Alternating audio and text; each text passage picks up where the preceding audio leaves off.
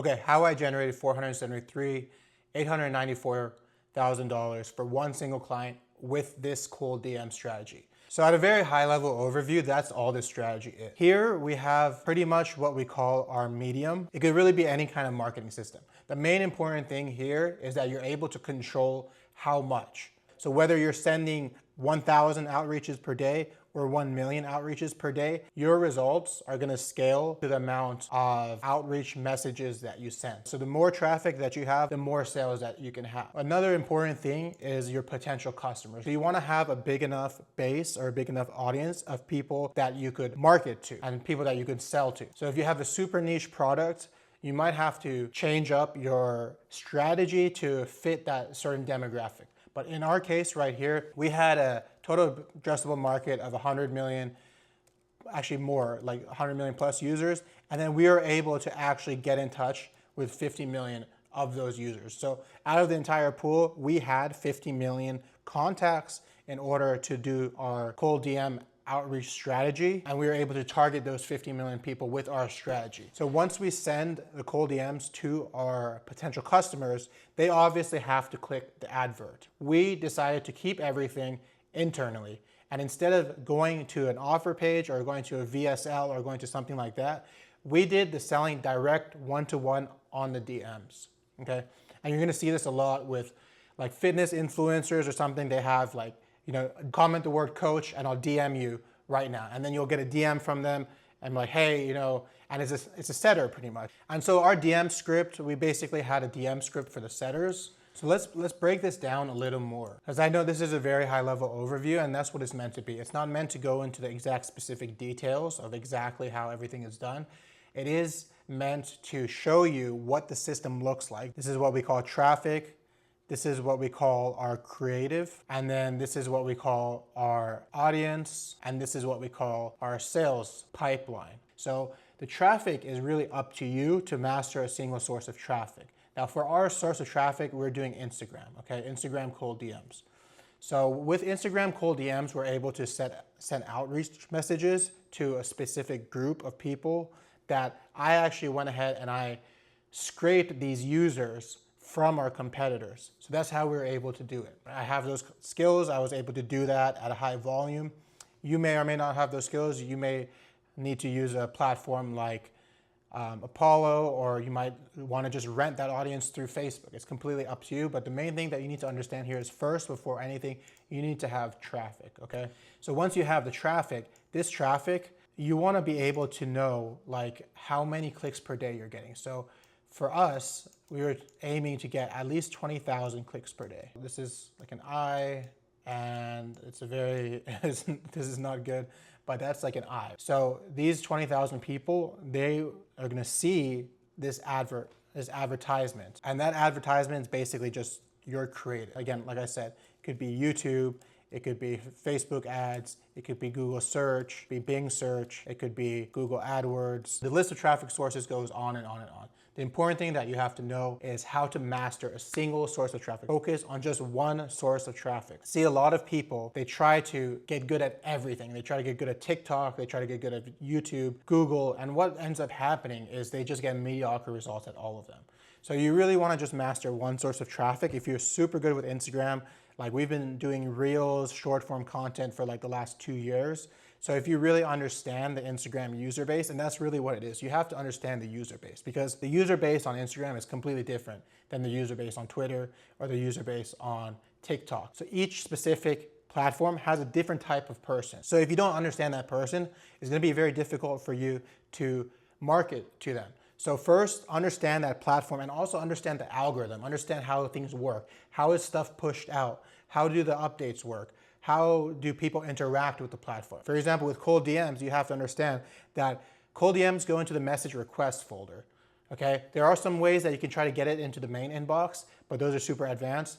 But for the most part, they're going to the message request. Now, the good thing is most people check their message requests because they get a little notification bell, like a red dot, and you know, the human nature is they just want to clear that. So the majority of people do see their message requests. Okay, it is filtered out, but as long as you're not in the other message requests, you should be good to go. If you're in the message request, you're fine. People are going to see it. But you got to understand these things before you do this platform. So if you're going to end up doing Instagram, you really need to understand Instagram. So then the creative. This is also very important because the creative is, let's say, 80% of your results, 80% of your results. So the creative is what is going to make them click. This is really the most important thing because you could have all of this traffic, 20,000 people, but if they're not clicking through your advertisement, then it's pointless. Now in the cold DMs, your creative is actually going to be a text creative. Just like when you're running Facebook ads, you have the text, which is what they call the copy, the ad copy. Ad copy is part of the creative. So when you're talking about cold DMs, really what's the creative? Because it's text-based, is gonna be that first line of text that they can see from the message. If you're on LinkedIn, you're gonna see that first little bit of the text. If you're on Facebook, if you're on any platform, there's that little bit of text that you see first, and that's what the people are gonna click.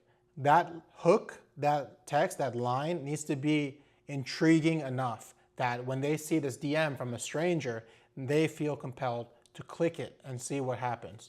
Potential customers, these are people who've actually seen our offer now and they have some kind of interest. And this is where we initiate the setters. The setter's job is to get into the DMs and talk back and forth, sometimes for days, until the prospect has all their questions answered and they want to make the next step and get into the purchase process, okay? The key here is you don't want to put super high pressure. We don't want high pressure. We want to keep things very casual in the DMs because it's the DMs. So small talk, build rapport, and then you can start to get into the more actually salesy stuff, like pretty much identifying their pain point. That's really what it's going to come down to. And that's really what the closer's job, the setter's job is, to find the pain. They want to find the pain of the customer. Because once they understand the pain, then they know if this person really wants to buy or not. If they're not in pain, then they don't have any reason to buy.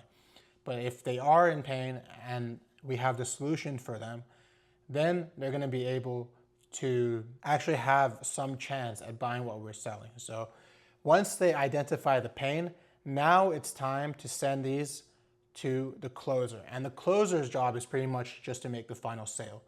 So the closer is really nothing else than getting the payment and delivering the product. And also ongoing support. For our system, we have the closers delivering ongoing support. So you might have like a customer service team or you might have something like that, but our salespeople actually continue giving the support. And you're gonna see that a lot at like companies where they have account executives, right? The account executive is a salesperson and that person's job is to be the account manager for that specific account. An account would be a company, and that account executive, his ongoing job is to continuously keep a good relationship with that company. So the setters, or what they call the sales development representatives, it's those people's job to dial, to qualify, and to get prospects on a call. And then it's the account executive's job to actually finish the deals and then provide the ongoing support and keep a good relationship throughout the life cycle of the customer. So I hope this all made sense. I know it looks like just kind of a mess, but it really is this simple. And I know it might not make sense, but it's really this simple. Get traffic, step number one. Get traffic, okay? Step number two, create a killer creative. Step number three is identify your audience. Step number four is put in a sales system. And the sales system consists of closers, setters, and closers. And their job is going to be able to just handle the sales, close the sales, and provide the ongoing support. This is pretty much marketing, and this is pretty much sales. And it really is that simple. The hard part is just figuring out the details, what your traffic source is going to look like, what your advertisements are going to look like, what your customers are going to look like, and what your sales process looks like.